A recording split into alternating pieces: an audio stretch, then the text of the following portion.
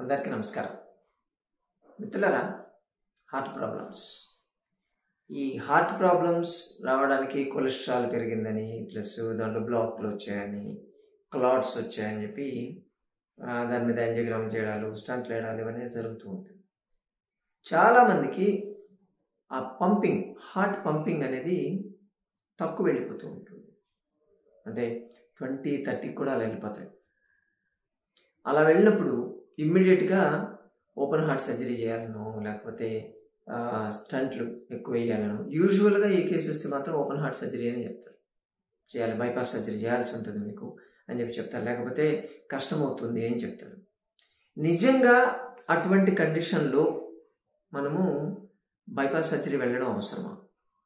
ఒకటి, యాక్చువల్గా ఇటువంటి కేసుల్లో మీకు ఏదైనా సిమ్టమ్స్ కనిపించి, అంటే ఆయాసంలాగా ఉండడం, లేకపోతే కాళ్ళ వాపులు రావడం, వామిటింగ్ సెన్సేషన్ ఉండడం, తల తిరగడం, ఇటువంటి సిమ్టమ్స్, అంటే ఏది తీసుకున్నా కానీ వామిటింగ్ అయిపోవడము, గుండెదడ బాగా ఎక్కువ ఉండడము, పాల్పిటేషన్స్ అంటారు దీన్ని.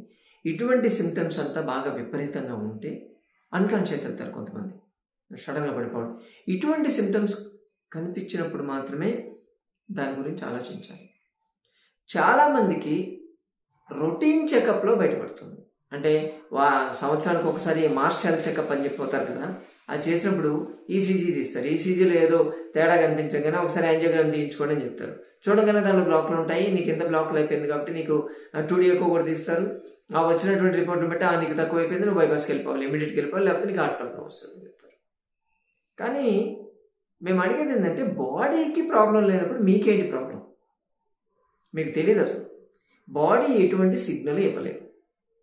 నాకు ప్రాబ్లం ఉందని బాడీ మీకు చెప్పలేదు. మీరేదో రొటీన్ చెకప్లో వెళ్ళి చేసినప్పుడు బయటపడింది అంతే తప్ప, బాడీ నిజంగా నాకు ప్రాబ్లం ఉంది, నేను మేనేజ్ చేయలేకపోతున్నాను మీకు చెప్పలేదు కదా. మేనేజ్ చేయలేకపోతే ఆ సిమ్టమ్స్ ఇస్తుంది. మీకు తెలియకుండానే మీ బాడీ లోపల క్లాట్ ఉంది, ఎటువంటి సిమ్టమ్స్ తెలియలేదంటే బాడీ ఆల్రెడీ బైపాస్ చేసేసింది.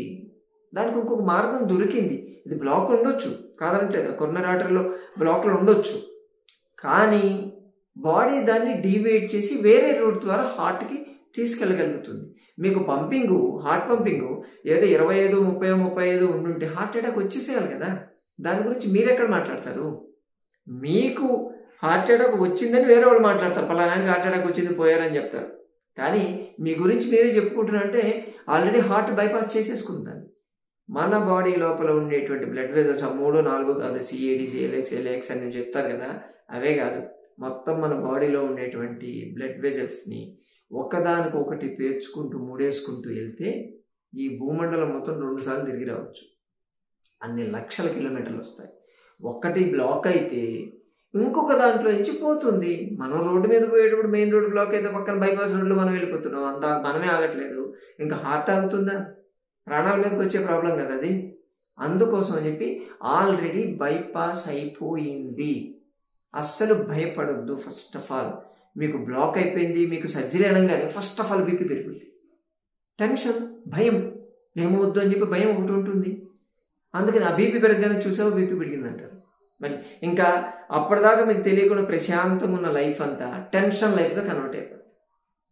దాంతో ఇంకా ఎప్పుడు చూసినా బీపీ ఎక్కువ ఉంటుంది, దానికి ట్యాబ్లెట్లు వాడాలి, మళ్ళీ కొలెస్ట్రాల్ ట్యాబ్లెట్లు వాడాలి. ఇంకా డాక్టర్ చెప్పింది బుర్రలో తిరుగుతూ ఉంటుంది. కొంతమంది అయితే మరీ భయపెట్టేస్తారు, నువ్వు ఇంటికి పోయే లోపల ఏమన్నా అయితే నాకు సంబంధం లేదని చెప్తారు.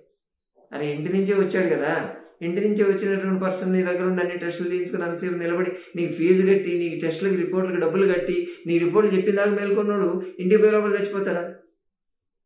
ఎంత కొంచెం భయాన్ని ఎన్కాష్ చేసుకోవడం అంతే, అంత భయపడాల్సిన పని లేదు. మీ బాడీ సిమ్టమ్ ఇవ్వకపోతే, మీ బాడీ ఎటువంటి లక్షణాలు చెప్పకపోతే దాన్ని మీరు ఇగ్నోర్ చేయొచ్చు, పర్లేదు. మీ బాడీ ఆల్రెడీ బైపాస్ చేసింది. దానికి కొన్ని మెథడ్స్ ఉంటాయి, స్పెసిఫిక్ మెథడ్స్. మీ లైఫ్ స్టైల్ మాడిఫై చేసుకొని ఆ వచ్చేటువంటి బ్లాకుల్ని తగ్గించవచ్చు. బ్లాకులు కరుగుతాయి. ప్రాపర్ లైఫ్ స్టైల్ చేయాలి అంతే. మీరు తీసుకునే ఫుడ్లో, మీరు చేసేటువంటి యాక్టివిటీలో కొంచెం మెంటల్గా స్ట్రెస్ తగ్గించుకొని ప్రాపర్ వాటర్ తాగుతూ ప్రాపర్ ఎక్సర్సైజ్ చేస్తూ ఉంటే బ్లాక్ సైజ్ తగ్గుతుంది. ఉన్నటువంటి 30-40 ఉన్నటువంటి పంపింగ్ కాస్త 50-60కి వెళ్ళిపోతాయి. 2-3 నెలలు కష్టపడాలి అంతే. మీరు ఆ సర్జరీ చేయించుకున్న దానికన్నా ఇది కొంచెం రెస్ట్రిక్టెడ్ లైఫ్ చేసుకోగలిగితే ఉంటారు కదా.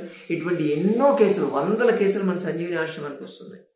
వాటిలో మీకు ఒక రిపోర్ట్ పెడతాను చూడండి, ఎలా 3 నెలల్లో ఎలా చేంజ్ అయిపోయిందో మీరే ఆశ్చర్యపోతారు.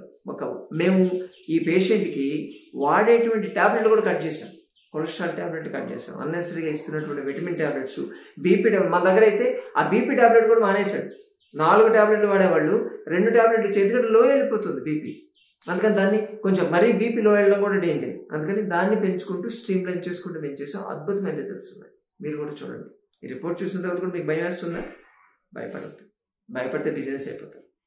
మరోసారి మరో వీడియో కలుసుకుందాం. నమస్తే.